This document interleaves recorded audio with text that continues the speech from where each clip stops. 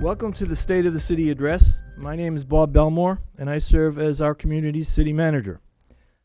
Due to the COVID pandemic, we are taping the State of the City Address, which will be broadcast on our Government Access Channel 22 over the next several weeks. In the near future, you will also be able to view it via our website's archived meeting location. It is my privilege as city manager to work with our city's 5 department heads who represent the core of the city's management team. Each department head will walk you through projects and other highlights of the past year, starting with Finance Director Scott Smith, who will also provide an overview of the city's fiscal year budget performance. Director Smith? Thank you, Manager Belmore. Thank you to the citizens of Somersworth for allowing us to do this. Again, my name is Scott Smith. I'm the Director of Finance for the city. Got a few brief slides, kind of give a general overview financially what's going on in the city.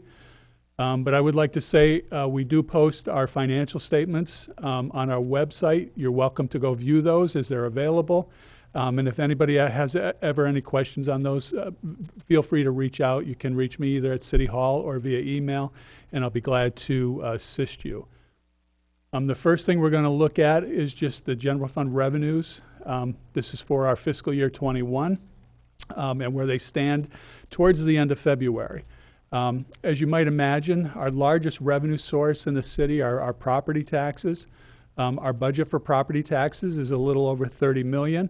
And generally speaking, we receive the majority of that amount. And through the end of February, we've received 99% of our property taxes.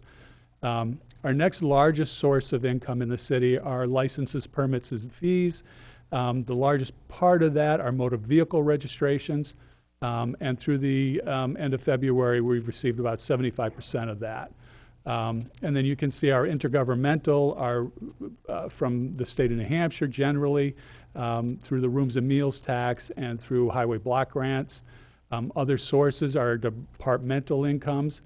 And then finally, a use of fund balance.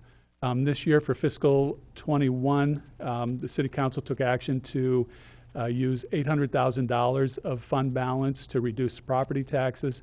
And then there was a supplemental appropriation for $92,000 for improvements to NATO Street. In terms of appropriations, this focuses on the city side, not the school side at this point, and it's the general fund budget. The total general fund budget as amended this year right now is $14,105,000. The original adopted budget was $14,012,000, but then this takes into account of the supplemental appropriation I spoke of before for NATO Street reconstruction. Right now, we've expended about 60% of our appropriations, which is right in line with what we would anticipate. Typically, we fall within about 98% of our appropriations are spent by year end. Fund balance, we spoke to that briefly. City Council takes action sometimes to use that for projects, generally to take action to reduce the property tax. The city adopted a formal fund balance policy in September of 2011. Generally speaking, the goal here is that the city will strive to maintain an unassigned fund balance in its general fund of anywhere between 5 and 17% of the total appropriations of the community. And that's important just for emergencies, unanticipated expenditures, and just to help mitigate any significant city tax rate fluctuations. For the year end, June 30, 2020, this is an unaudited figure. We haven't received our final financial statements yet, but the budgetary unassigned fund balance was $4.4 million, and that is roughly 8.7%. Which is right in the middle of what our goal is of the 5 to 17% of fund balance. Debt service, we'd like to look at the debt service, especially as it relates to our capital improvement plan. We attempt to replace retiring debt with new debt for projects that are ongoing and to help minimize the tax rate impact. We've done that in 2 places this year. The City Council approved a 15-year, $3.8 million bond to do Cemetery Road Complete Streets. That project is currently out to bid, and we anticipate the majority of that project being completed this spring and summer during the construction season. And that replaced a bond that's expired this year, which was for the City Hall. City Council has also authorized a bond in the amount of $7.7 million for a new fire station. We anticipate we will issue that in February of 2022, and that will be replacing a bond that was used to build the new police station, and that'll be paid off in FY 2022 to minimize the tax rate impact of that new bond issue. And looking at upcoming retiring debt, really we have none until FY 26 at this point. The enterprise funds, the first one is the water division. Just as a brief overview, we look at the cash or cash equivalents that are available within that fund. We've increased the cash and cash equivalents in FY20 by $500,000. We started this fiscal year with $3.4 million in the water division, and as the end of February, there was approximately $3.6 million.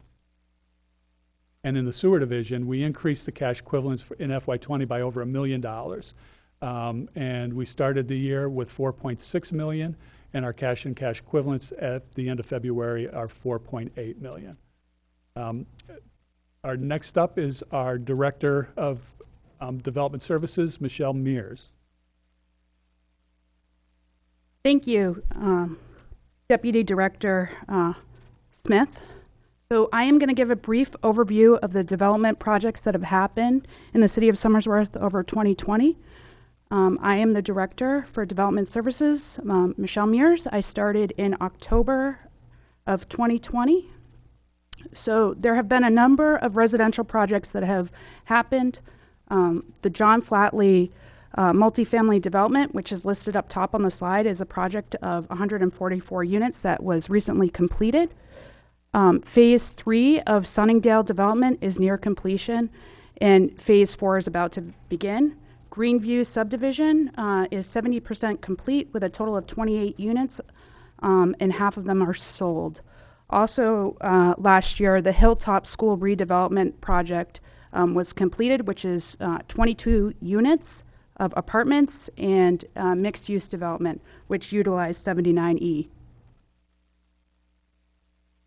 As far as site plan projects that have happened over the last year, Palmer Gas and Oil was finished off Gator Rock Road, and Firestone Tire, which is a 6,000 square foot retail space off High Street, should be complete in 2021. For the Recreation Department, we have added 2 new parks, Millennium Dog Park, which was finished in October, which has a lot of residents have really enjoyed bringing their dogs to the dog park, and Jules Bisson Park expansion, which includes a gazebo and playground, has been upgraded. That total project was through grant through Land Water Conservation Funds and should be complete in 2021. The Recreation Department has also sent out weekly newsletters because of COVID that focuses on physical fitness, mindfulness, and creative arts and crafts. We also have a Facebook page where you can follow the Recreation Department, and we have a monthly newsletter that the Recreation Department sends out. All right, next up is the police chief. I'm Dave Kretschmar. I'm the Chief of Police in Somersworth, and we'll go through some of the highlights of the police department in the last year. I'll start with our partnerships, along with our local departments and courts. We partner with the New Hampshire State Police, the New Hampshire Attorney General's Office, the Stratford County Sheriff's Department, ATF, Alcohol, Tobacco, and Firearms, DEA, Drug Enforcement Administration, the FBI, the U.S. Marshal's Office, and the U.S. Attorney's Office. We're fortunate in that our relationships with these federal agencies are really, really good. We've developed them over the years, and we continue to develop those as we move forward. Here's our calls for service. Our 5-year average is 23,403. The high was in 2018 with 26,234. In 2020, we were 21,762.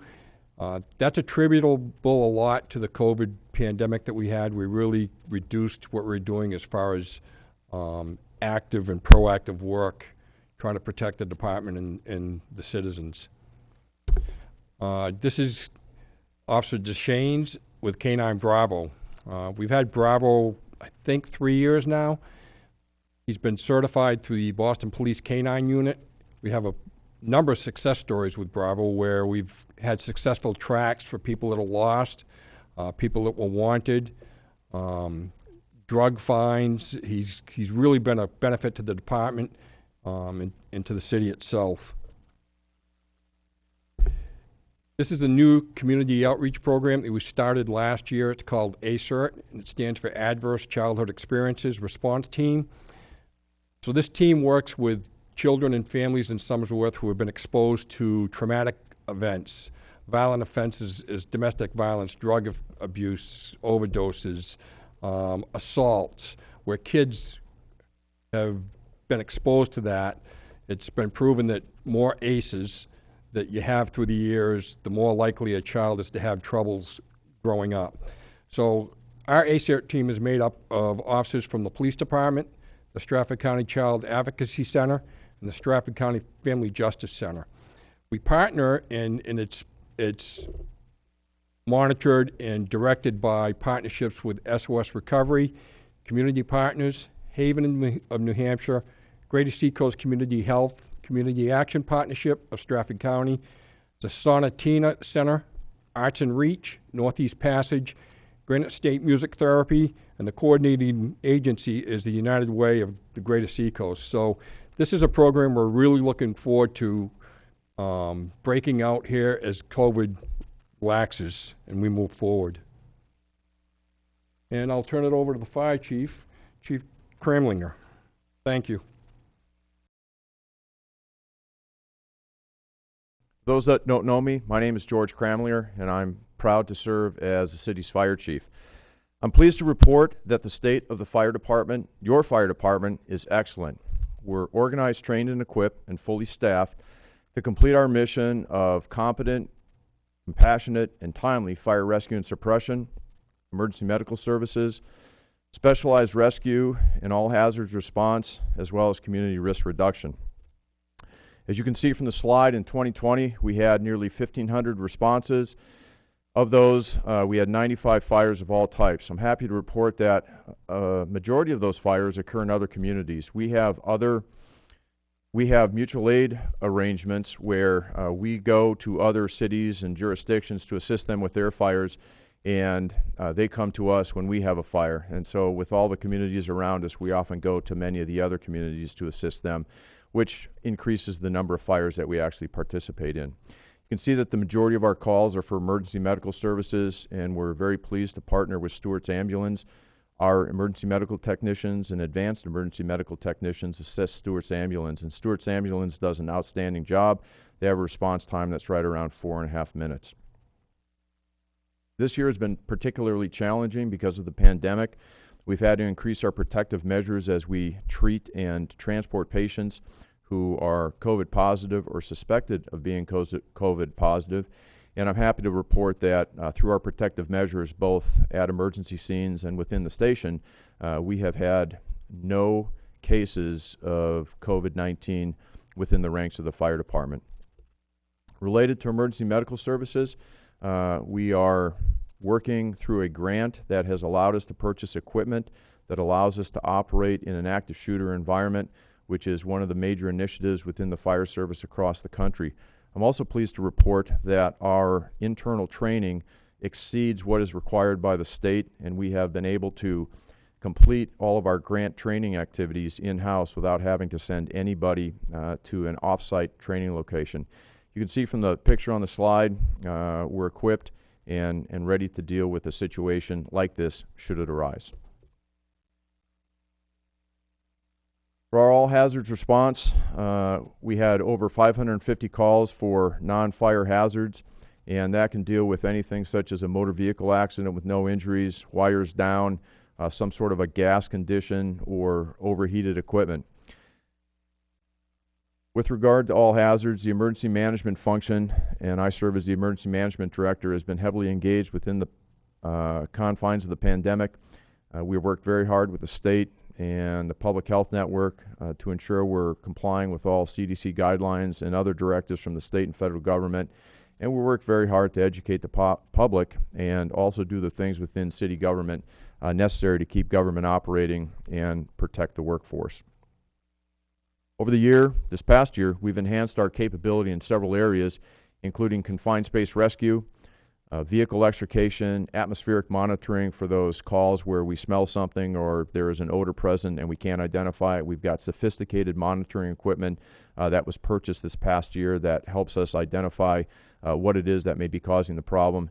And then we've really focused real hard on our ice and cold water rescue training, as we do have bodies of water within our jurisdiction. In the area of community risk reduction, which includes code enforcement, public education, and plans reviews, we've done over 600 plan reviews, safety inspections, and permits issued. You can see that we're an active participant in the city's site review technical committee, and we're happy to report that we can assist applicants with increasing and improving their fire protection and fire notification systems, as well as encouraging them to exceed what is required as the minimum. Because of the pandemic, we weren't able to have our normal open house and conduct our normal community and public education activities, so we did everything virtual. With the assistance of the CTC, we were able to produce a couple of videos. One was based on a child safety theme, and the other was simply a virtual open house showing what it is the fire department can do. And we've had good feedback and success on those two initiatives. And then our people are recognized occasionally, and in one case, the Chamber of Commerce recognized one of the shifts for helping an elderly resident who was having a smoke detector problem. Going forward, we have a number of strategic initiatives, the biggest of which is the new fire station project. We're working extremely hard with the architect and the construction manager to refine plans and costs, and we hope to break ground in the not-too-distant future for that particular project. We've completed a grant-funded radio upgrade, which involved having a generator for our public safety radio system, a backup generator, and I'm happy to report that that system is fully functional and online. We're in the process of updating our local emergency operations plan and our hazard mitigation plan, which requires the involvement of the entire city staff, and I'd like to thank all of those who have had to participate in that process. And in addition to the fire station, we have a new pumper, which will be ordered this year to arrive in sometime in FY22 to continue our fleet upgrade plans. And that's all I have. And again, I'd like to thank the public for their support. Your fire department is doing extremely well thanks to you. And I'd like to introduce the Director of Public Works, Mr. Michael Bobinsky. Thank you, Chief. I am Mike Bobinsky, the Director of Public Works and Utilities for the city, and I'm very pleased to be with you today as well. One of the things that is significant about this year is we made a change in our scheduling for road repairs. In the past, we had been conducting paving repair work predominantly in the later summer, early fall. We made a decision with council's support of changing that schedule so that we were soliciting proposals essentially in the later winter for a spring cycle of work, feeling that we'll have more construction time, better weather conditions to do that. So in FY21, we'll begin that process. And so indicating on the slide is the streets that we've identified for road repairs starting this spring.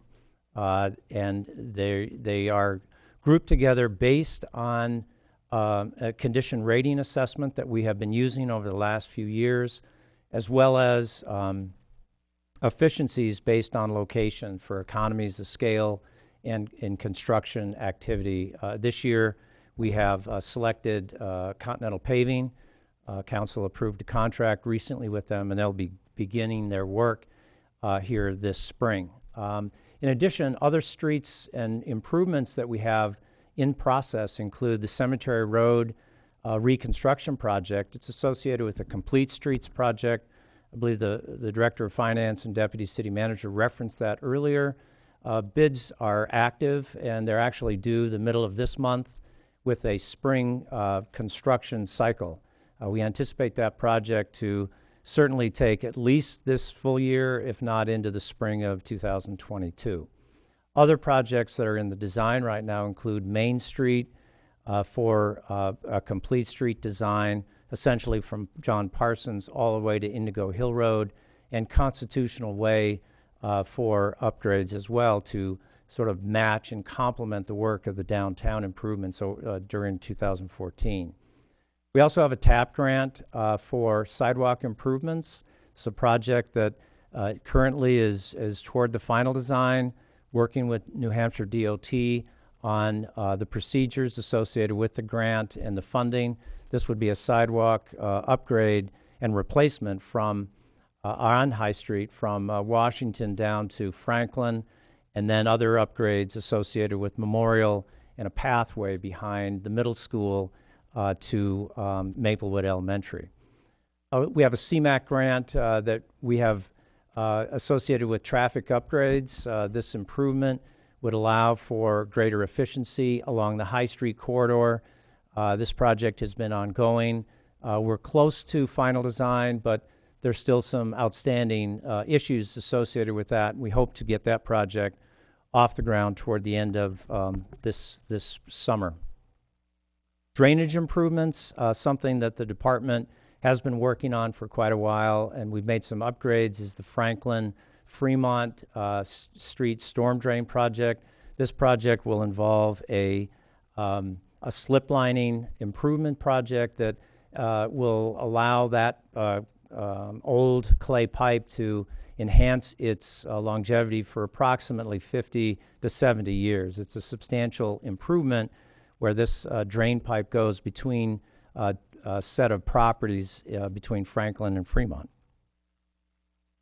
Our water distribution and asset management activities within the water resources, one of our significant functions in the city, we're currently taking a look at all of our assets within the water distribution and treatment program. We're currently evaluating the Hamilton Street tank, also known as perhaps Noble Street tank. Also looking at future water sources at the Rocky Hill Road wellfield study. This particular project will allow us to evaluate other water backup water supply for meeting future and current needs of the city. Wright Pierce, our consulting firm, is conducting the analysis on the Hamilton Street storage tank at this time. We anticipate that particular report to be completed later this month. In addition, our consultant team is doing a water distribution system condition rating analysis, looking at its capacity and looking at its assessment from a condition perspective. That final report also is scheduled for later this month as well. And then finally, as I indicated, we're doing this well assessment, the Rocky Hill well field assessment study with the firm Emery Garrett. They're experts in water resource well development. We hired them to conduct this analysis and prepare a report on the feasibility of utilizing one of our wells at that Rocky Hill road site as a supplemental supply to the city. We anticipate that report being available in 2021. It's important that we continue to look at our water distribution system to minimize system breaks and failures, as well as provide adequate water supply in the case of emergencies to support our public safety and fire, as well as for our residents and commercial development in the city. Wastewater treatment plant upgrades. The department has been managing a $13.5 million treatment plant upgrade. The upgrade is related to aging equipment and dealing with system demands based on growth both in residential and commercial. We expect this upgrade to be completed by late 2021. And then finally, the department also manages the Forest Glades Cemetery, working not only with the trustees, but certainly the city council on preserving historic elements of the cemetery. This particular project was the re-roofing of the Ferber Chapel at Forest Glades Cemetery. The city acquired 2 different grants to replace the slate roof material. We received a $30,000 L-chip grant and a $10,000 moose plate grant to fund the improvements. The contractor was Alden Bailey. They did an outstanding job. They're specialists in the area of preserving historic structures and particularly working with slate. The project was completed this past fall. We used a condition assessment report for the Ferber Chapel that was conducted a few years back to identify repair priorities. The trustees, cemetery trustees, continue to work with staff on seeking grants to fund additional improvements and preservation projects at the cemetery as well. And with that, I will turn this over to our school superintendent, Robert Gadomski. Hello, everyone. My name is Robert Gadomski, Superintendent of Schools. Presently, Matt Hanlon is your school board chair, and Lori Lane is the assistant superintendent. The enrollment in your school district has dropped slightly since last year. We attribute that mostly to the pandemic. We had remote learning to end last school year and begin this school year, and we had an increase in requests for homeschooling and also some private schools. We certainly anticipate that that enrollment will go up as we come back to in-person learning. One of the things that's very important to us is the collaborative partnerships. We work very closely with all of the city departments and also the city council and school board committees, working closely together with the JBC, the Joint Commission, and also SYC. Parents continue to be a vital part of our organization. It was a challenge during the pandemic, but we still had very active parents along the way, and we anticipate that they will continue to be very supportive. Throughout the pandemic, we've worked closely with emergency management, the Department of Education, and the Department of Health and Human Services to make sure that everybody was safe and our protocols were operational. And also working very collaboratively with First Student Transportation, Back Bay Technology Support, and Cafe Services food program. Over the length of the pandemic, we continued to offer support in the area of technology, as well as delivery of breakfast and lunches that were delivered off-site. So both Cafe Services and our transportation company working very closely together. One of the big pushes is to have our schools as community centers. Again, during the pandemic, that was a bit challenging, but certainly a theme that we're going to continue because our schools have a lot to offer as far as community centers. And also working with the internship program with UNH, both as a benefit of our school district and to prepare future teachers. Through the pandemic, it did offer us an opportunity to continue our facility advancement. Some of the projects that we have accomplished, safety projects throughout the school district, as well as the completion of the Maplewood project. In the Maplewood project in Phase 2, that included renovations of the library, an addition of a music room, bathroom renovations, heating system renovations, and also a kitchen renovation over there as well. Energy efficient improvements have been done throughout the school district and all of our schools. Everything from LED lighting to upgrading our controls for our heating systems to make them much more energy efficient. We had a bond project for the middle school elevator, and that is also at completion. And we had many, many projects throughout the district with our one-time funding through adequacy money that upgraded our facility needs, our safety needs, and a great deal of work was done in upgrading our technology capabilities. As we move forward, As you know, we have upgraded our remote learning opportunities at the end of last year and certainly throughout this year. Our teachers have done a wonderful job at changing everything they do with the delivery, so we didn't miss a beat when we went to remote learning. We are transitioning presently with hybrid learning opportunities, some remote and some in-person learning opportunities. And then ultimately our goal is to transition all students back to in-person learning opportunities, hopefully by the end of this school year. We know that we have put in additional interventions for students to help fill in the gaps, and also additional supports for behavioral supports and counseling for students, because we know that the pandemic has been a very trying time on everybody. Throughout the pandemic, we've continued to offer a wide array of co-curricular activities, not only athletics, but also clubs specifically at our middle school and high school levels.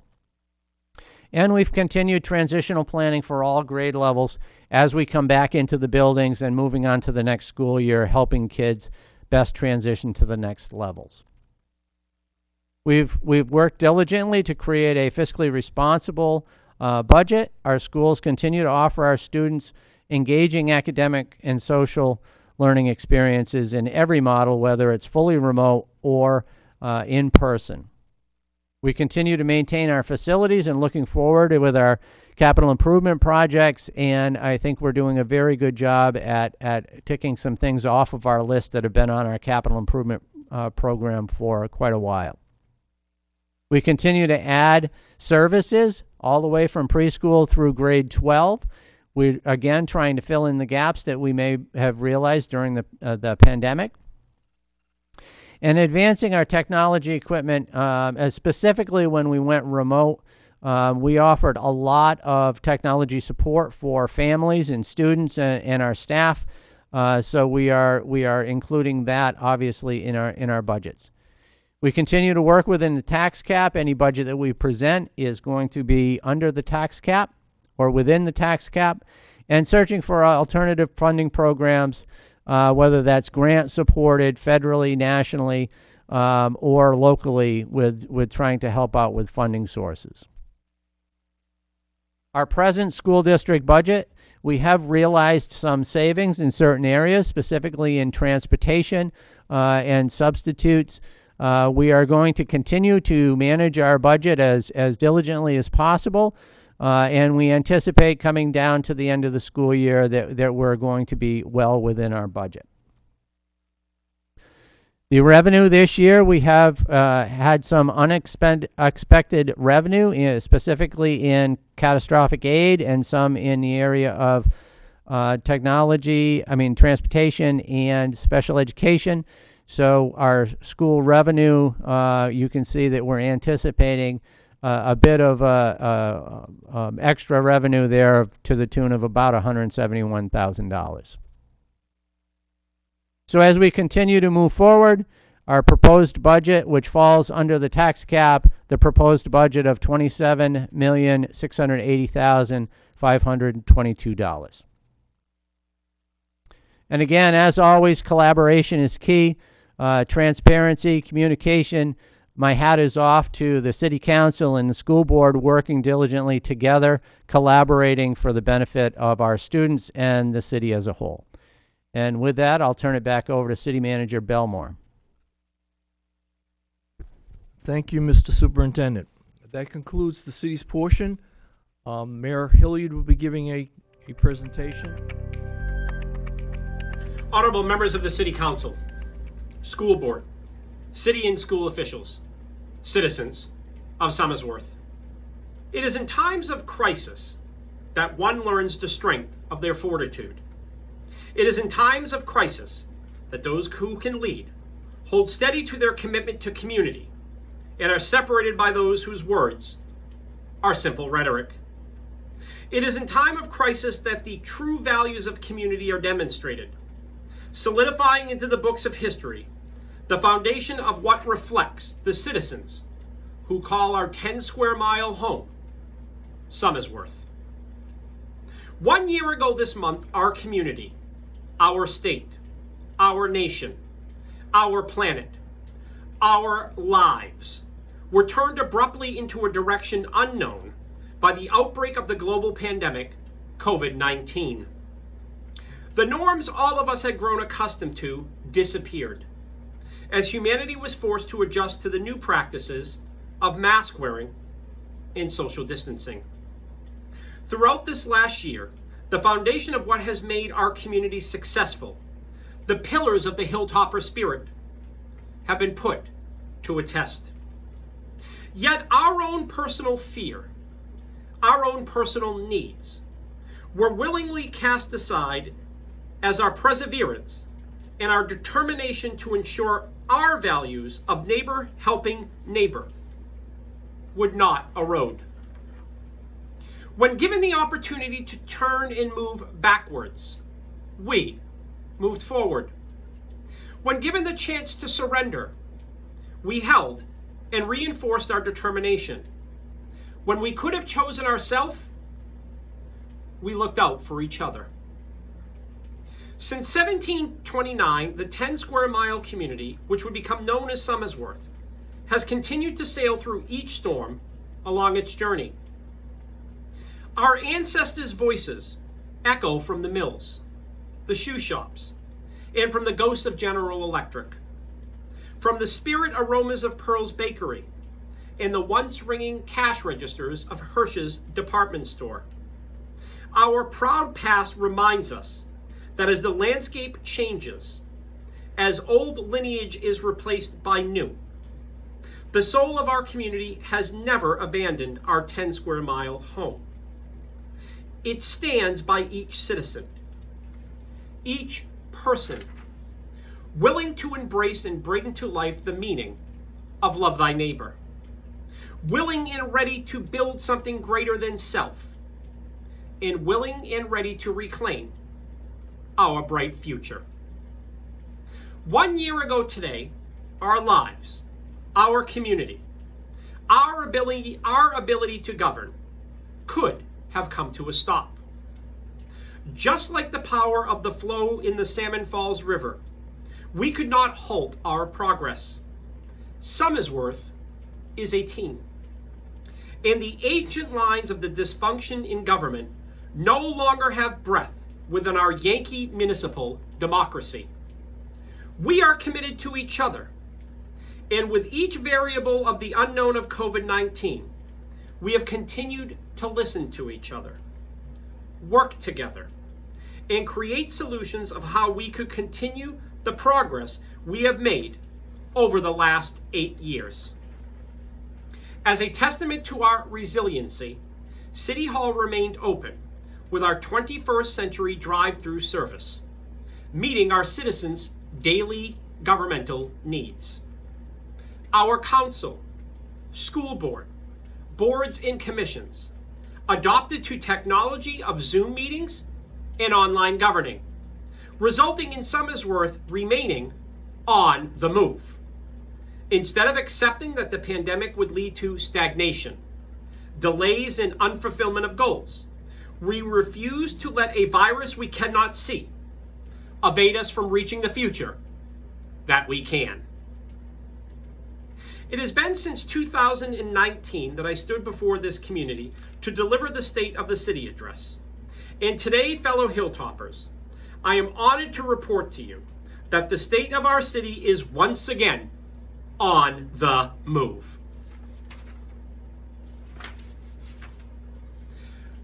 While 2020 and 2021 may inscribe themselves in the history books as a year of COVID-19, for our Hilltop City, it will be yet another chapter of our 8th straight year of successes. Over the last 8 years, we have refused to rest along the journey of re-embracing our destiny, of once again becoming a leader among the seacoast and in New Hampshire.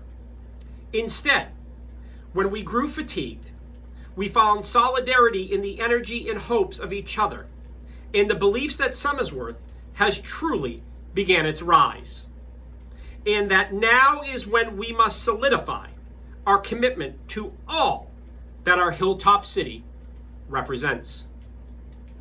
The battle of community spread, keeping our 6 feet, and maintaining the safety and health of each other, gave little notice to Somersworth reaching its Vision 2020 goals we began over a decade ago. 10 years ago, we began a bold, full quest to become one of the most desired communities on the seacoast and within New Hampshire by the year 2020. Today, the Hilltop City has reached and fulfilled each one of those adopted goals. In 10 short years, we have invested in all of our parks and recreational programs, created a reputation of excellence within our school system, and have honored our commitment of an aggressive infrastructure improvement plan. Our downtown economy has reached its level of progressing forward with 3 major negotiations within the works that, if finalized, will bring life and return our downtown area back to its historic greatness. Our housing market has exploded with homes moving in Somersworth at a record pace and price. Yet, as stewards of our neighbors, we have held to our values of helping each other and helping those within need. By opening as part of the Tri-City Partnership and goal of the Tri-City Mears Coalition on Homelessness, a warming center that can give hope and guidance to those who are most in need.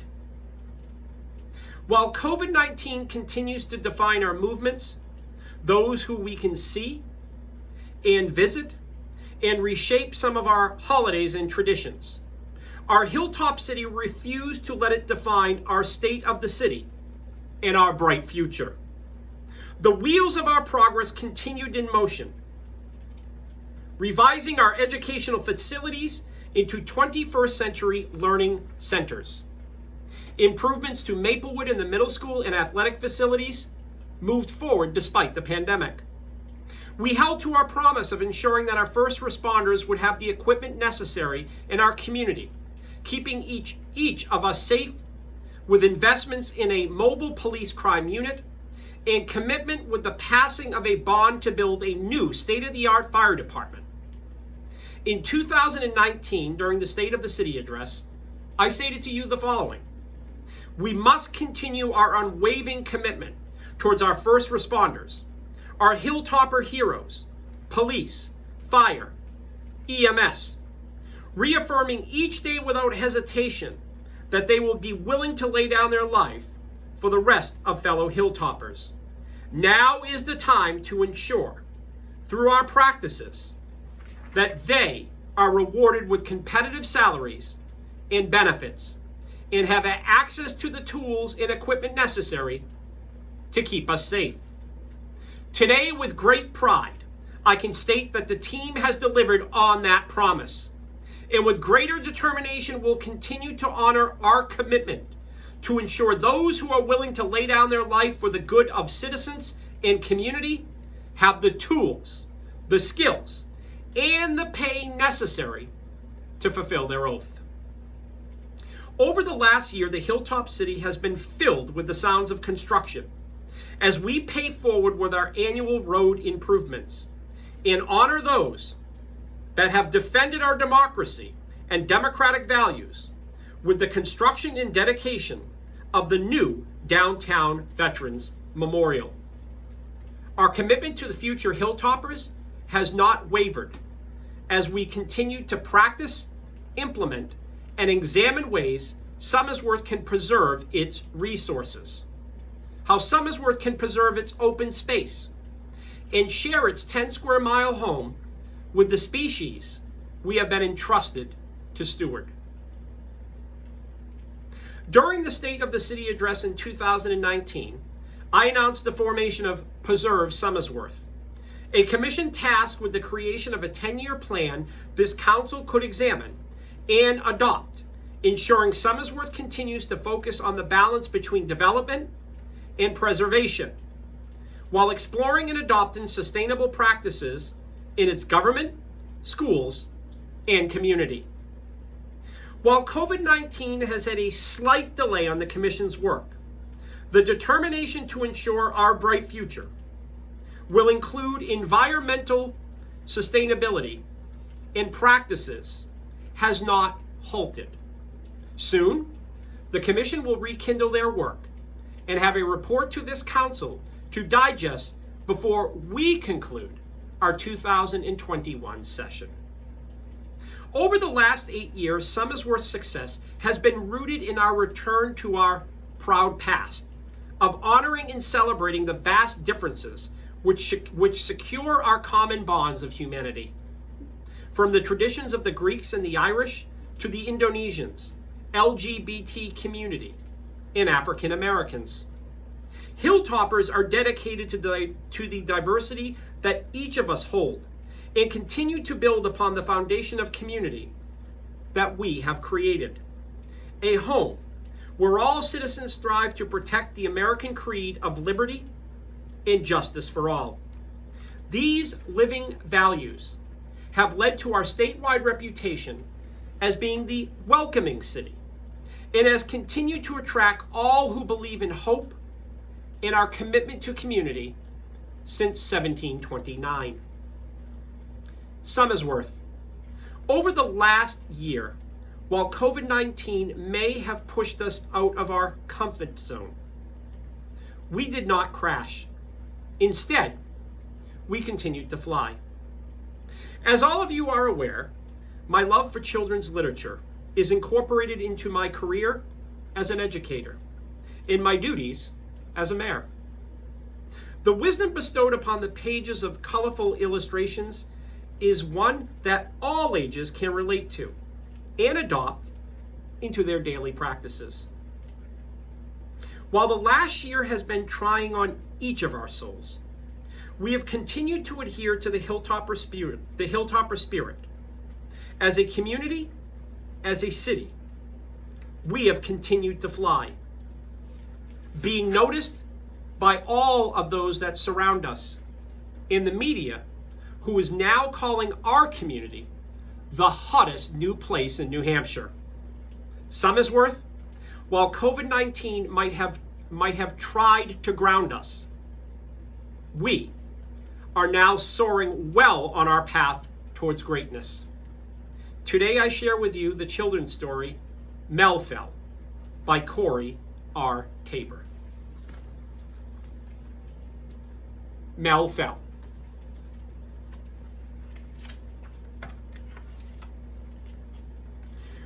One day when Mama was away, Mel decided it was time to learn to fly.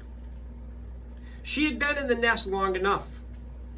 "Aren't you scared?" asked her sister, Pim.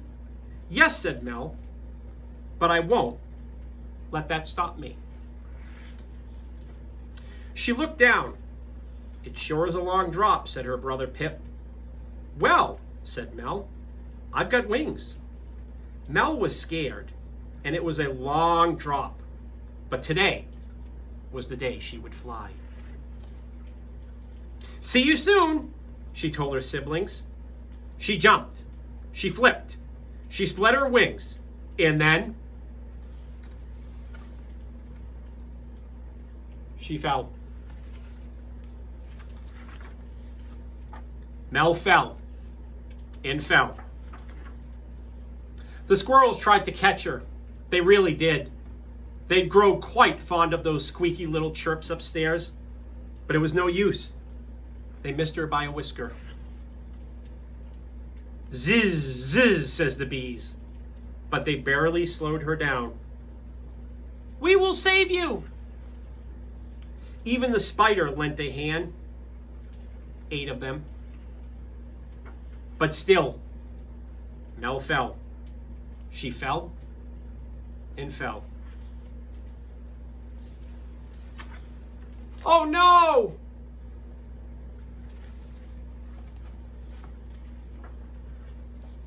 Splash!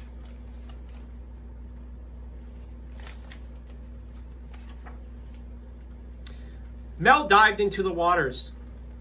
She snapped her beak and caught a fat little fish. She kicked her legs. She wiggled her tail feathers. She spread her wings. And then She flew.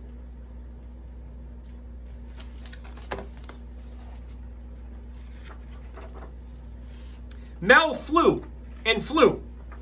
Mel flew by the spider, clapped her hands, all 8 of them. The bee said, "Huzz, huzz." The squirrels raced her to the top. Mama was waiting when she got there. I flew, said Mel. I knew you could, said Mama. I knew you could too.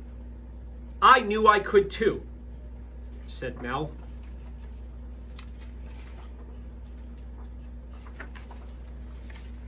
I knew I could too, said Mel.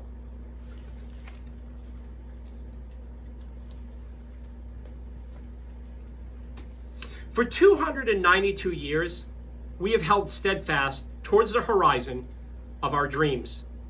This moment has been once again the test of history upon us as united citizens, citizens who believe in hope, believe in our success, believe in the power of each other,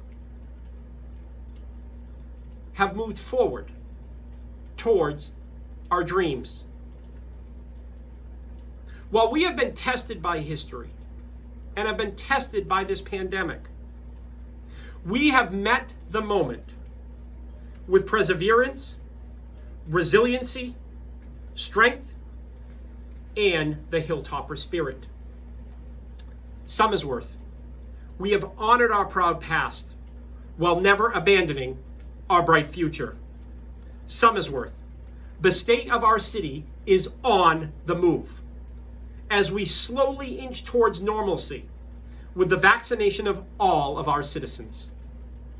Until that time, let us continue to hold true to our values of neighbor helping neighbor, honoring and celebrating differences, and creating the home where everyone's hopes and dreams can be achieved. Somersworth, we have learned how to fly. Now let us continue to spread our wings and fly towards our bright future while we honor our proud past.